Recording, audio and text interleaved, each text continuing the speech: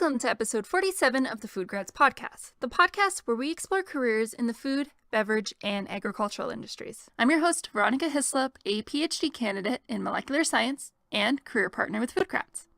This week on the podcast, I interviewed Valerie Ivanova, R&D nutrition label developer and coordinator at Ventura Foods.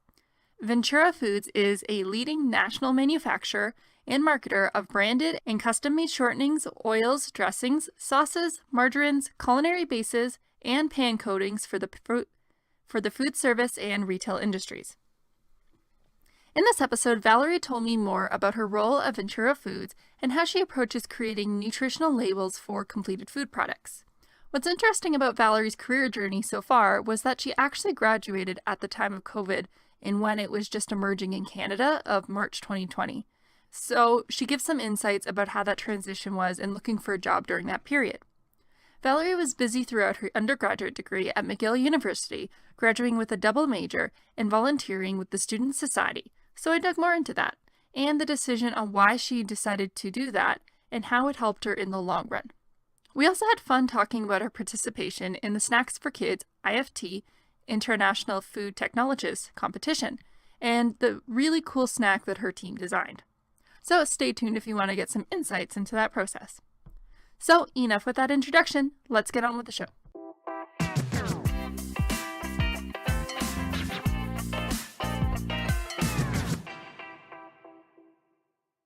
Hi Valerie, thank you so much for taking the time to come out on the show.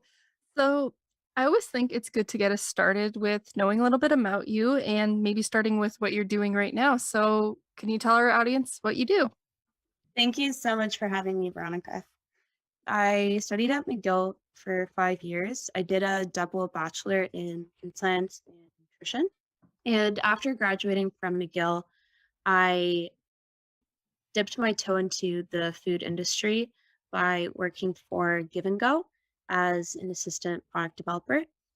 Then I moved on to a company called FGF Brands, where I worked as a food scientist. And now I'm really excited to be working for Ventura Foods, which is a company that specializes in sauces and condiments. And in my current role, I'm an R&D label developer and coordinator. Oh, wow. That's so cool. It's nice to hear a little shout out to Give and Go and FGF because they've done so many things involving food grads. Like they're really in terms of like helping the next generation. And I've heard they're really good environments to work for. Yeah, they're really proactive in terms of hiring new talent. And especially, I was really pleased to know at Give and Go that they had this culture of allowing co-op students to work for them and just allowing co-op students to really see what an everyday job could look like after university. That's really cool. So you mentioned that you went to McGill and you did a double major. How did you even manage something like that? And how the heck did that work? So that's a really good question. I think there have been at least like 3 times during my degree when I was like, wow, I'm not sure if I could do this. But I was really glad that I persevered. To be honest, in the beginning, before I chose those 2 majors, I wanted to do dietetics at first. And after completing a first general year at McGill, which everyone has to do, I realized that I really liked both aspects of food science and nutrition. And I was also a really big fan of the fact that the program is so small. I believe we had maybe less than 10 people in our graduating year in that Wow. combined bachelor. And so because of that, it really allowed us to know each other pretty well and know our professors pretty well and just know the community pretty well. That's really great. I know with Ryerson too, we had a release by the time we hit like fourth year, I knew every single person in the program and it really makes a better environment. But I just actually got more curious now that I think about it. I know a lot about the different courses that can be involved in food science, but like what composes nutrition in terms of, I know, of course, eat this, eat that, but of course there has to be much more to it. So what were some of the courses were you taking? Yeah, it's honestly a really good question. So at McGill, there were those general nutrition courses that you do take, such as Nutrition 301 and like the Intro to the Human Body and Nutrition. But In terms of the nutrition being taught at McGill, I did find that there was more like of a physiology aspect to it. And so it was a bit more med-based, which I found really, really cool because we would take classes like mammalian physiology where you actually learn about all these different diseases and how they can affect your heart and your brain and so on. And just taking that knowledge and combining it with the other knowledge that we gained from our nutrition courses, it was just really valuable. And I think it allowed for a really broad view of the human body. It was really great. I think they did a really like great interdisciplinary major. That's really cool, especially considering it's also applicable to you. I could imagine, like, literally in your own body, like, For understanding a sure. little bit more of the general knowledge, eat your vegetables, avoid Mhm. high-fat diet, but I don't really know anything more, so that's really cool. You mentioned about the role that you're doing. I could imagine that this is a nice complement to it because you mentioned you're doing labeling and for what, let's start from the beginning and, like, how, like, a label is on a package and how that comes to be? That's a really good question because I feel like before I started this role, I was in the dark as well. Before I came into this company and I started this role, I was working more on the product development side, which is prototype testing and plant trials and just a lot of trial and error. But becoming an R&D label developer, I would say like a finalized process, which I have enjoyed, where it's just clear cut. This is your formula or this is your product. It's wrapped up in a nice bow, and can you create a label for us? But the way that a label comes about is you have your formula, which I think is applicable to any food Mhm. company. And then I know that we use Genesis, which is a software that allows for us to create nutrition labels. And as you basically take your formula, you put it into Genesis, and it would just output a nutrition facts table for you. And all that's left is writing down the ingredient list. And ingredient lists can really vary based on what a customer wants or based on your company requirements for certain ingredient declarations. I think a good example is the declaration of soya because I didn't know this before. So soy in French can be declared as soya with a Y or soya with a J. And so it's really a matter of preference in terms of how you want to declare it. But Mm. just like little, I would say like little things that you have to like tinker around with. And yeah, as I said, each customer is different. So working with the marketing department or the sales department and just working cross functionally to see what the customer wants and then going back, maybe editing the label. It's funny that you mentioned soy and soya because, with my thesis, I deal with soybean oil, and I Oh, have nice. yeah, so I have my professor writing like, changing it, writing soya bean oil, and I'm like, "No, I wanna write soybean oil." I don't know why I wanna write that, but apparently that's the thing I wanna go with, and it got me thinking, like, what is the proper name? Like, why is there differences? So I could imagine with food products, yeah, with labeling, there's a lot to it. I wondered that too. Like, why is soy written so many different ways? Like, why can't it just be soy? Yeah, that's what I was wondering too, like, why not soy oil? And I don't know. There's a lot of nuances to it. I could imagine dealing with different countries too have their own different regulations. So in this case, it's just English and French locally, but Mhm. I can imagine if somebody's working for a company that has customers in like Latin American countries, which would require a Spanish label, that would also be another step in the label process.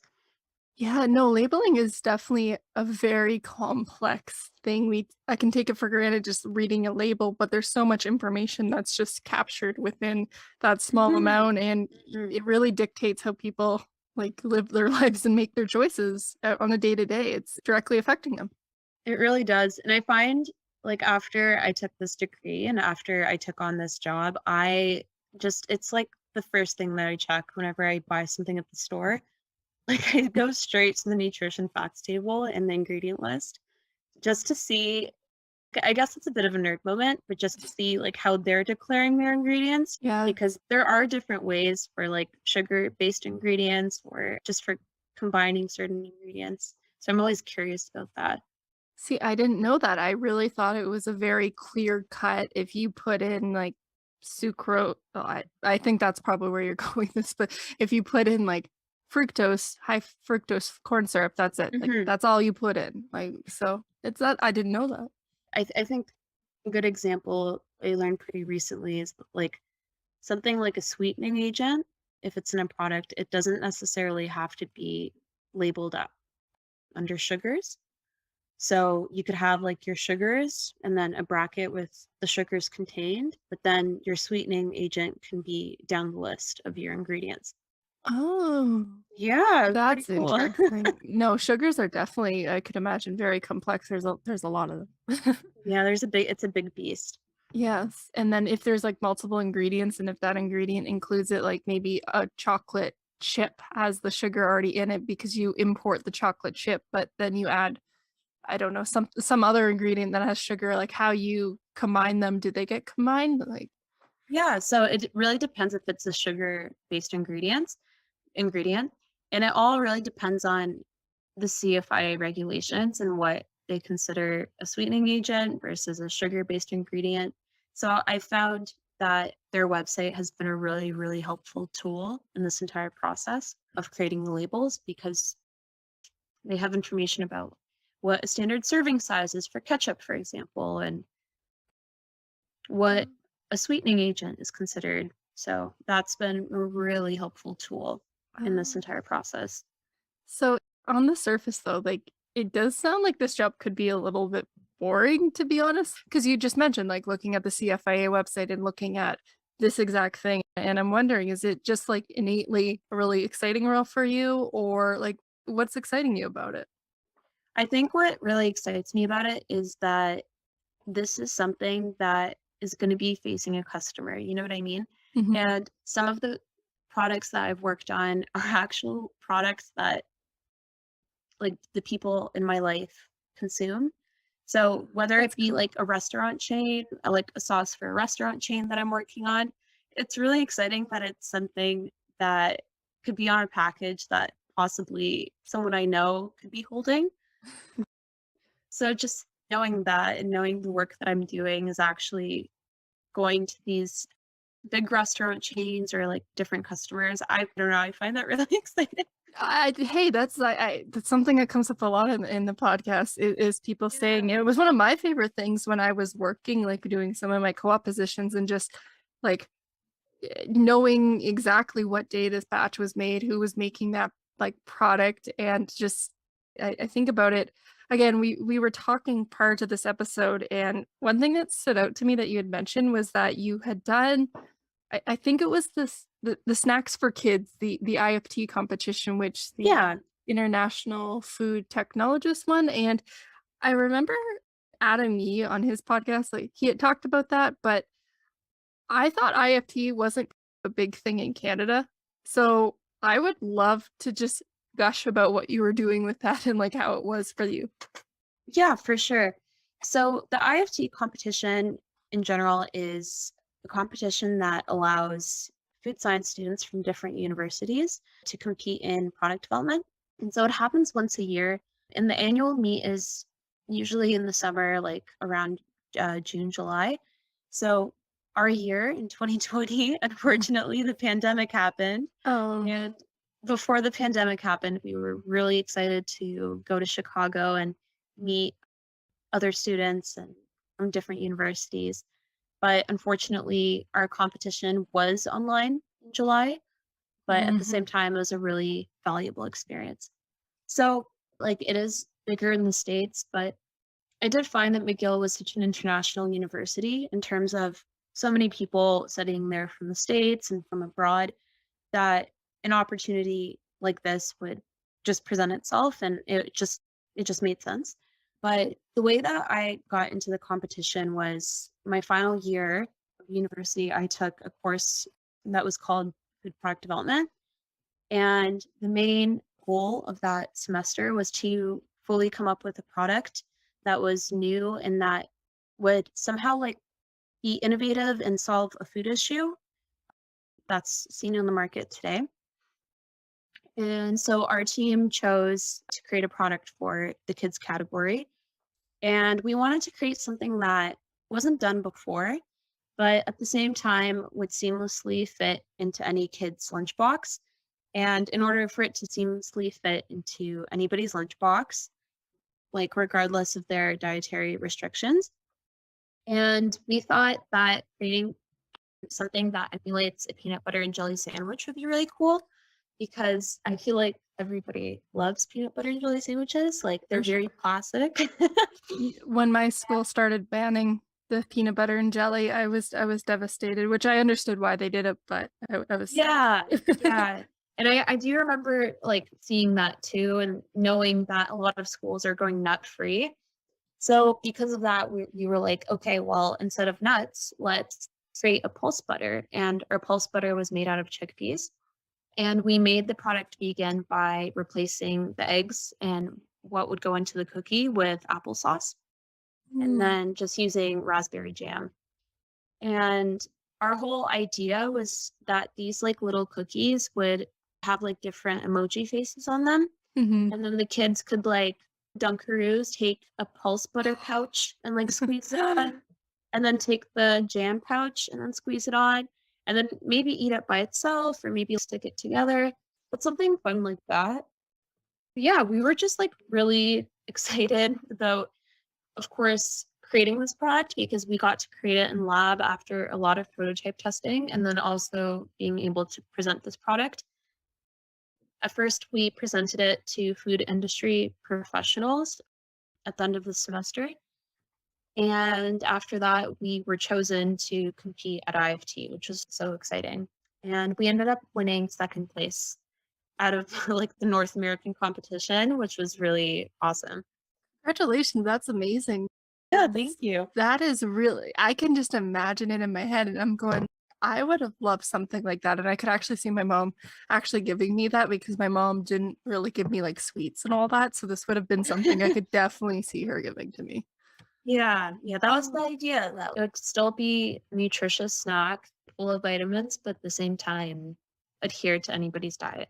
And that's really great as well that I find from what I'm getting at, the experience was really good and just really revving you up for being comfortable with product development. And did you find that when you, of course, you had your courses at McGill, but did you find that competition somewhat helped you when you were doing your first roles? Oh my gosh, for sure. I was so glad I took this course because I feel like when I first started my first job at Give and Go, I already knew what prototype testing was. And I had a really great mentor at Give and Go. And I remember her telling me, like, hey, like, I don't think you're prepared for like what prototype testing is. And I'm like, no, like, I kind of know. That's I already have an experience. And she was like, oh, okay, that's great. awesome. And if you mind me asking as well, did you find that the transition between your undergraduate and the workplace was an easy one, or was there something that you wish that you'd done differently? That's a good question. So I would say there's a lot of different things when you start working fully 9 to 5. One of those being, I found at least in university, within my fourth and my fifth year, I was able to create my own schedule. But Mhm. once you enter the workforce, that's not really possible. And it has its upsides and its downsides. But I would say like a pretty big adjustment was just so Monday to Friday, like 9 to 5, just being there and being mentally prepared. Whereas I felt like in university, there are some days where you're not like really there 100%. You're right. But at work, you do have to show up because there's other people that depend on you, and projects like don't wait just because you are tired or something like Mhm. that. So I found that was an adjustment, but I feel like after 2 years, like now I'm better adjusted to the schedule like that. Mhm. And I'd also honestly say like deadlines are pretty similar to university, like just as stressful.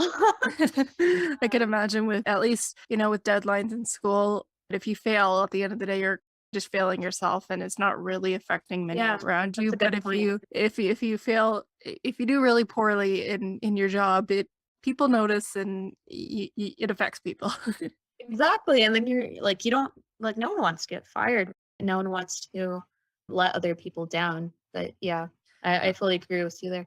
No, that's a really good insight about the schedule. And I remember when I started working full time, it was a really weird transition because I was like, okay, I guess I'm done at 3 p.m. Oh, okay. Because it was an earlier starting shift. So it was like 7 to 4. And I would be like, I'm done. That's And then, also like a big point. The fact that you're just done after the day is over versus university. It would be like you go to class, but then you still have to rush home and study or meal prep or whatever yeah, it was. I've tried to bring that mentality. I try. Of course, it doesn't work because I went back to school after graduating.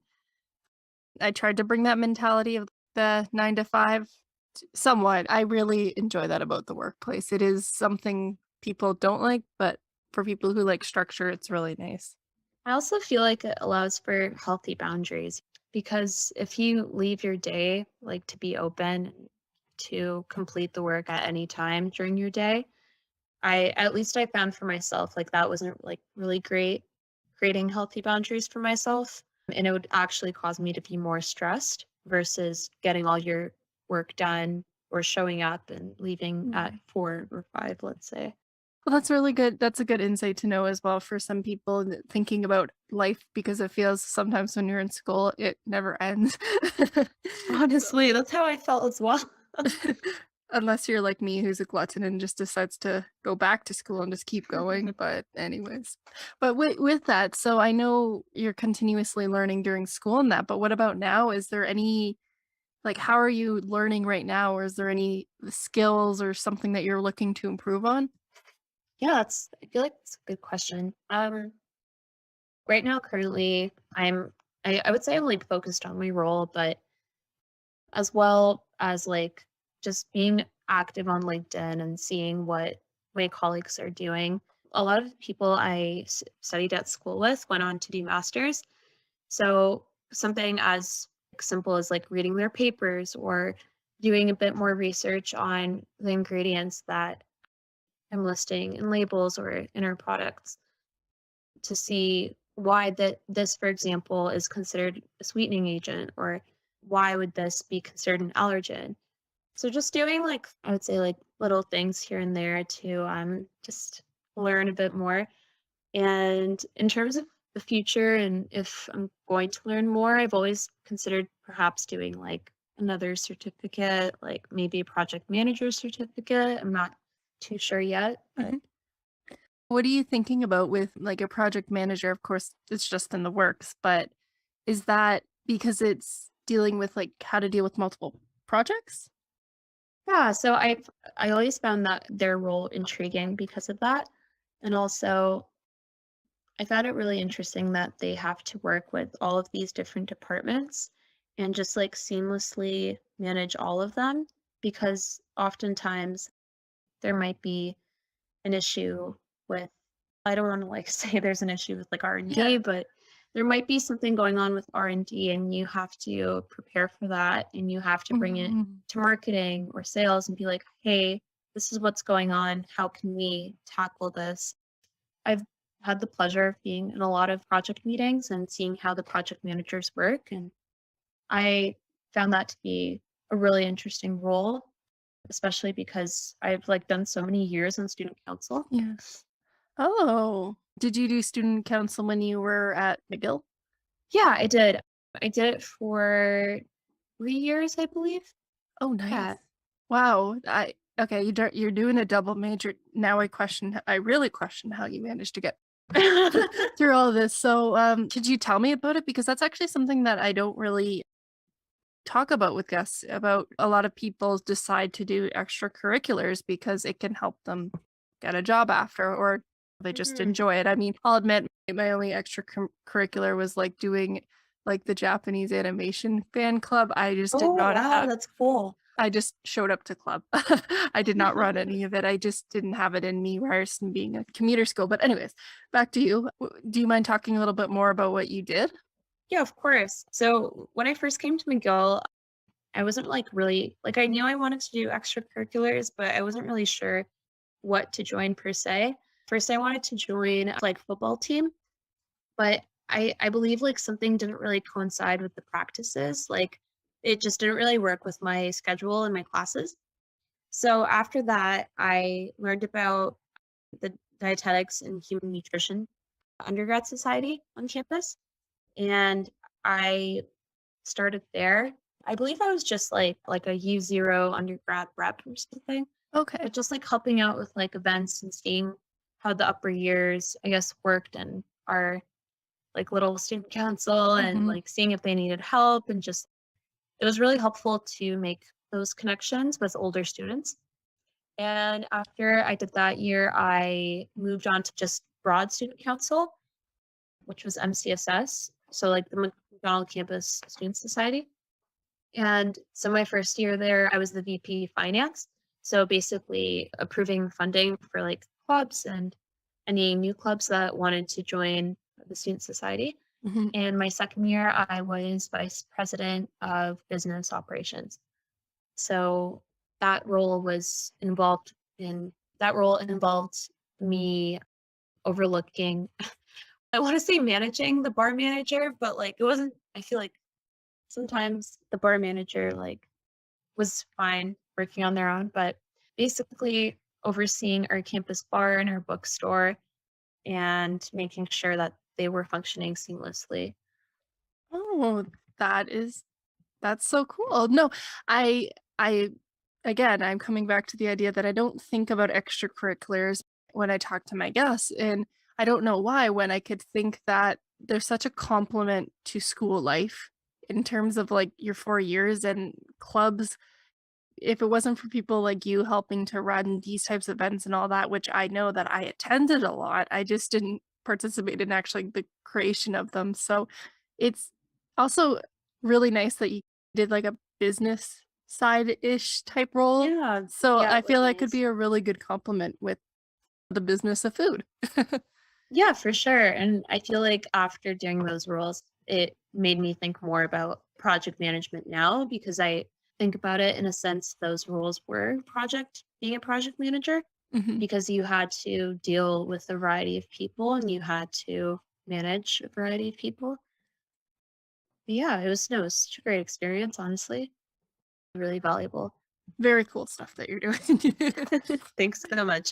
Yeah, and then as well, another thing with our little pre-talk that you had mentioned was that you had also done some work as a nutrition educator, and I wanted to start talking Mhm. a little more about that and tell first of all, I don't know when you were doing this. Was this also during university? So no, it was actually my first role, like, outside of university, Oh, like, okay, right okay. after. Essentially what happened when the pandemic hit, it was a really, like, weird time and environment for everybody, and Mhm. I do remember that the job market was, like, a bit it wasn't, like, as hot as it is now, and it was a bit Oh, strange during those was times. was that one little dip, like, as soon as things started going down, like, Yeah, job just yeah, dropped off, like literally, okay, it was that time. because we graduated our last class was, like, April 30th or something, and that was when it was at its peak. Mhm. But I did have the pleasure of working for a nonprofit in downtown Toronto called College Montrose Children's Place. And they honestly, I wasn't familiar with them before I worked for them as a nutrition educator, but they just do such great work. And just meeting the people working there and just interacting with some of the families they help in the Toronto area was just like such an amazing Mhm. experience. But my role there comprised me leading nutrition workshops over Zoom with a fellow coworker. But we would essentially talk about how to create easy and fast, healthy meals for your kids and what kind of vitamins and minerals are fruits and veggies. Or another example is how to incorporate more legumes into your diet, because legumes are always really great in terms of just everything. I'm going to need to hit you up after this call because I Yeah, have been wanting to know a little bit more about that. fuel for you, of course. But yeah, it was a really great experience because it allowed for me to um, just have that first experience as a nutrition educator, as somebody that's educating the public on nutrition, which I really loved actually. And I loved answering questions from these families and from these moms, because they really did care about what they were feeding their children. And they were like worried that, oh, what if my kid isn't eating this? Should I be feeding him this? And just assuring them that everything's okay. And like, Was there anything that you found like interesting? Was there something that stood out that maybe the parents were asking you or you wouldn't have expected? ooh, that's a good question. Mhm. I would say a really big question that those parents had, and actually I do get from like my family and friends, a lot of people have a misconception that frozen fruits and veg are lower in nutritional content than fresh, which usually isn't the case. Like it's pretty on par. And the amazing thing about frozen fruit and veg at your grocery store is it does tend to be cheaper and you can buy it in bulk. So for somebody on a budget, it's a really great way to get those nutrients in or to incorporate more fruits and veg in their diet. Could you maybe just clarify why that is the case? Like, why actually is frozen veggies like on par? Because it seems like freezing something would deteriorate it somehow. So usually in like a frozen life cycle of a fruit or a veg, if it's in the freezer for, I believe, like longer than 8 to 12 months, like that can happen. Like the nutrients do start to decrease or the quality starts to decrease. But I do know that in food processing, what generally happens is that something like peas or broccoli, they're harvested and then they're frozen right away. And a really great thing is that certain fruits and veg that are not always in season, but are picked in their prime season and then frozen right after, retain all their nutrients. And that might not be the case for something that's fresh, but it's maybe like sitting in your fridge for a while. Yeah, no, it's a race against, it's a lot of a shorter race dealing with a freezer because it'll be okay in a week if you Exactly. buy it. But if you buy it from the super, it's like I bought some grapes on Tuesday and I'm like, oh my God, I have to eat them now. Right, right. Honestly.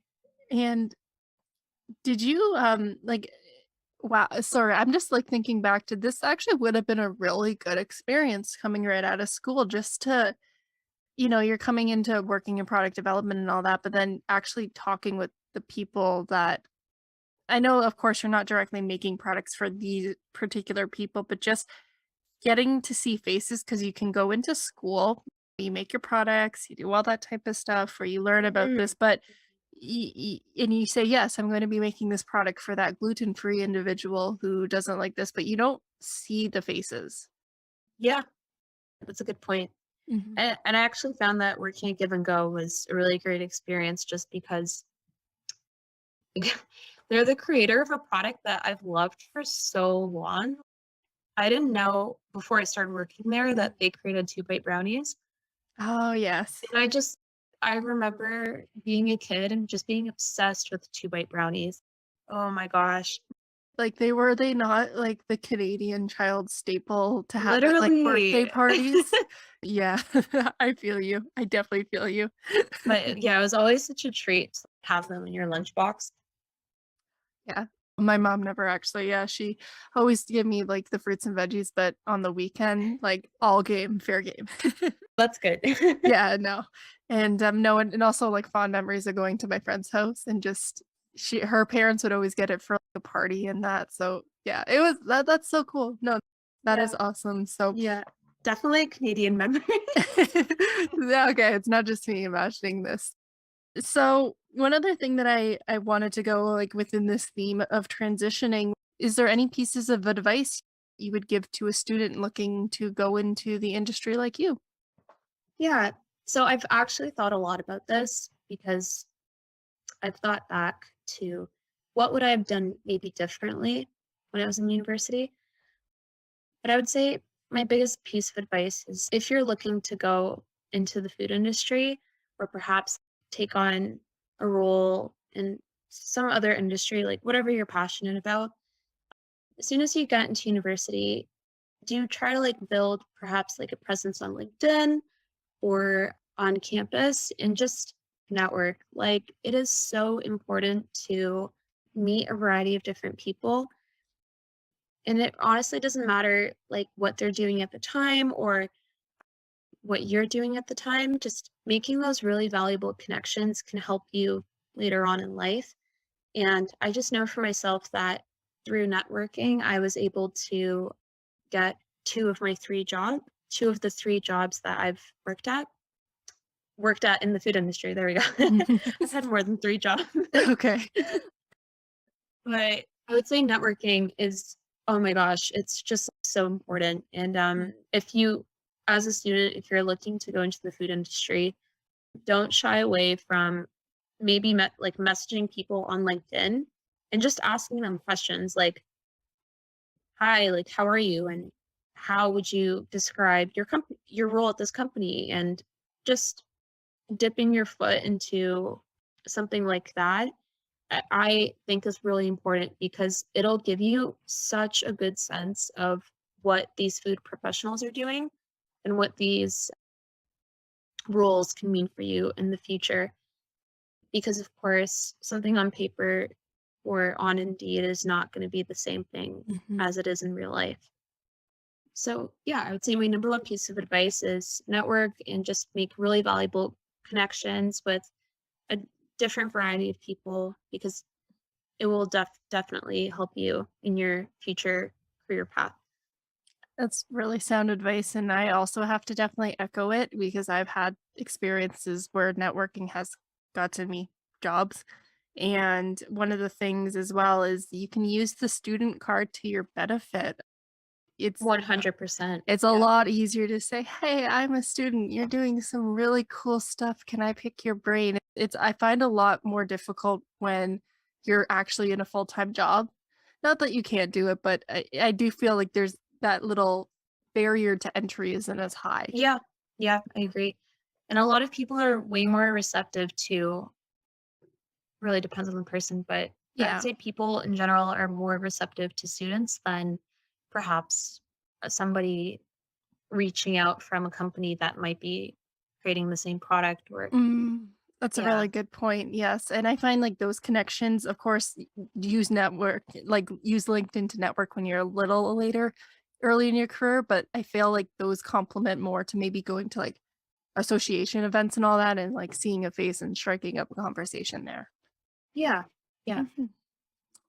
Anyways, thank you for that advice, Valerie. And I think I'm going to end it there because I have loved learning more about your university experience again. I don't know how you managed to do all that, but it seems to have worked out well for you.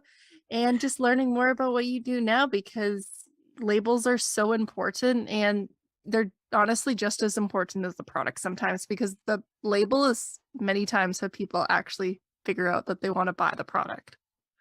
Honestly, or something as like important as if somebody has an allergy, like the label is king for them. Mhm. Thank you so much, Valerie, for coming on the show. I really enjoyed this conversation and I hope our guest did. I hope my audience did too. Thank you so much, Veronica. It's really nice talking to you today.